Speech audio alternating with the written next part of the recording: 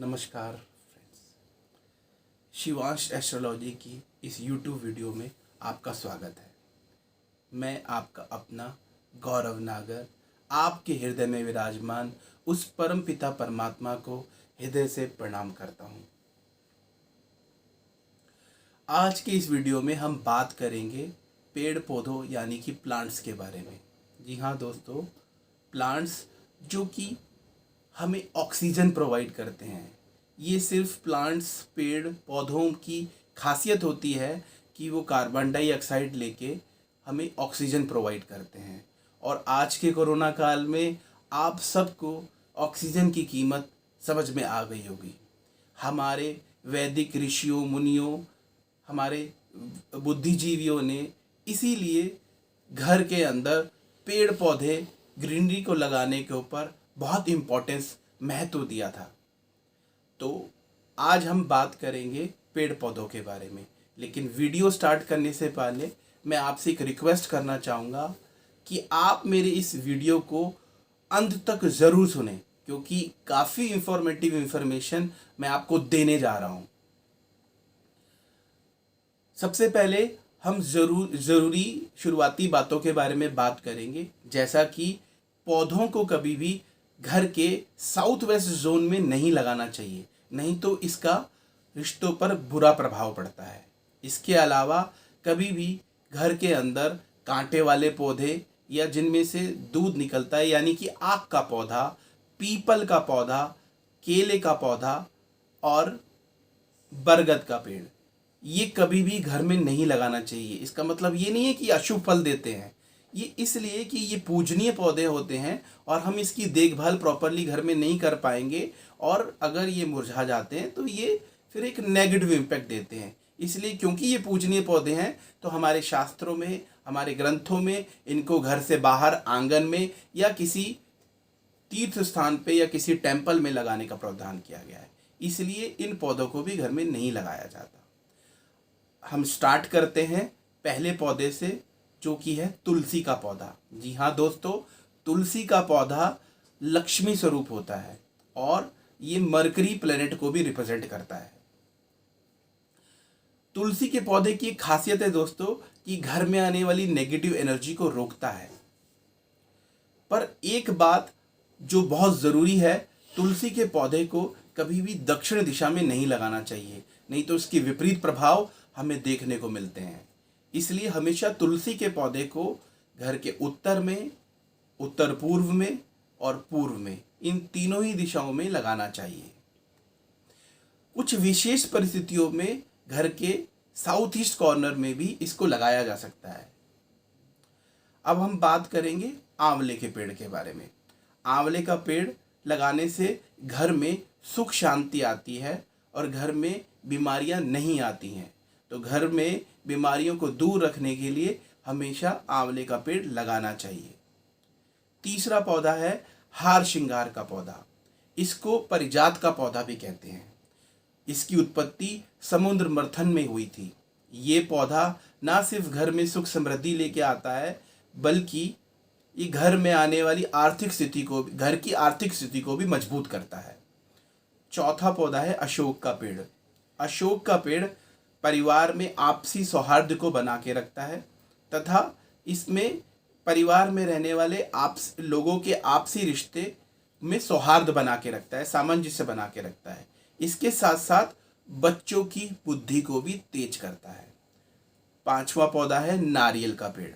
नारियल का पेड़ हमारे और परिवार के सभी सदस्यों के मान सम्मान में वृद्धि करता है। इसलिए परिवार के सदस्यों की मान सम्मान में वृद्धि के लिए नारियल के पेड़ को लगाना चाहिए।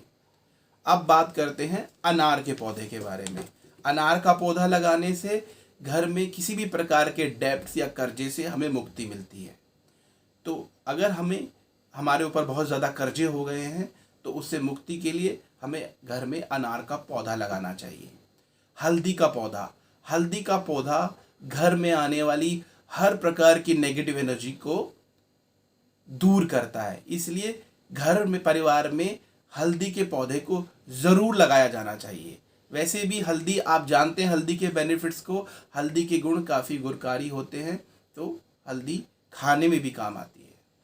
अब हम बात करेंगे मोरपंखी के बारे में। जी हाँ दोस्तों, परिवार में, घर परिवार में मोरपंखी का बहुत महत्व है, क्योंकि ये जो पौधा है मोरपंखी, ना सिर्फ मनी अट्रैक्टर है, बल्कि अगर हम इसको घर के मुख्य द्वार यानी मेन एंट्रेंस पे लगाएं, और इसको हमेशा डबल जोड़े में लगाना चाहिए।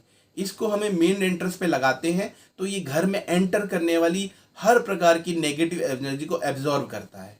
इसलिए इसको ज़रूर हमें अपने घर में लगाना चाहिए, लेकिन मेन एंट्रेंस पे और हमेशा दोनों साइड यानी कि डबल जोड़े में। उसके बाद बात करते हैं श्वेतार्क के पौधे की, जो कि क्राउन फ्लावर भी कहते हैं। इसको गणपति का पौधा भी कहा जाता है। इसको लगाने से घर परिवार के सुख समृद्धि में बढ़ोतरी होती है। फिर बात करेंगे कृष्णकांता की बेल। जी हाँ दोस्तों, कृष्णकांता की बेल, जिसके फूल नीले रंग के होते हैं। इसको लक्ष्मी का साक्षात स्वरूप माना जाता है, और जैसा कि क्योंकि ये लक्ष्मी का स्वरूप है तो डेफिनेटली जायज़ सी बात है कि ये घर की आर्थिक स्थिति को मजबूत करता है, घर में लक्ष्मी का आगमन करवाता है।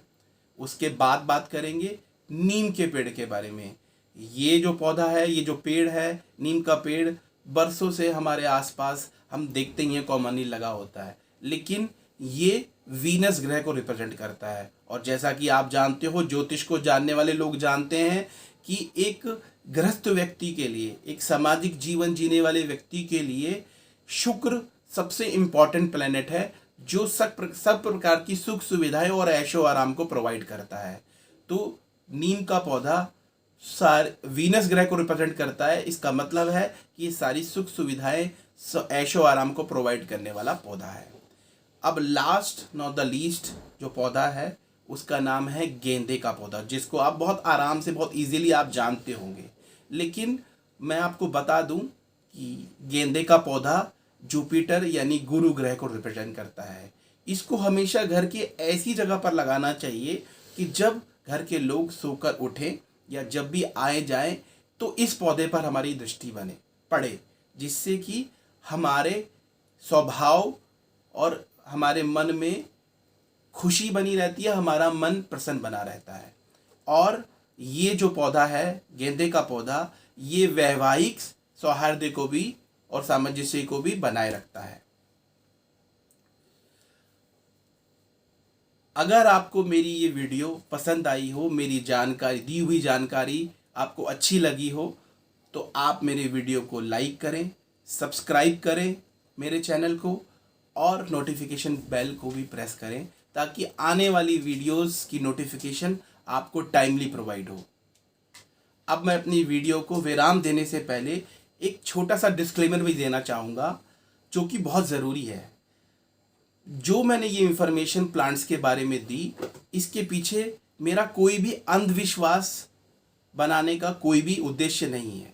मैं आपको बता देना चाहता हूँ दोस्तों कि ये जो पौधे होते हैं, बिकॉज ये ऑक्सीजन प्रोवाइड करते हैं, और इनके अलग अलग, इनके अंदर साइंटिफिक केमिकल्स इस तरह से होते हैं कि ये हमारे घर में लगाने से हमारे घर की एयर को, घर में रहने वाले लोगों को, उनके स्वभाव को, उनकी सोचने की दृष्टि को, और इम्पॉर्टेंटली एयर को इस तरह से प्रभावित करते हैं, जिससे हमारे घर में रहने वाले लोगों का आचार व्यवहार बदलता है, और वो आचार व्यवहार हमें उन पर्टिकुलर उद्देश्यों को अचीव करने में सपोर्ट करता है। अगर हम कुछ भी नहीं करेंगे, हाथ छोड़कर बिना कोई कर्म किए ये उम्मीद करेंगे कि हमने पौधा लगा दिया, तो हमें उससे कोई फल प्राप्त नहीं होने वाला। तो दोस्तों, मेरी ये जानकारी अगर आपको पसंद आई हो तो आप मेरे वीडियो को लाइक कीजिए, मेरे चैनल को सब्सक्राइब कीजिए। अब मैं आपसे आज्ञा पाता हूँ। नमस्कार।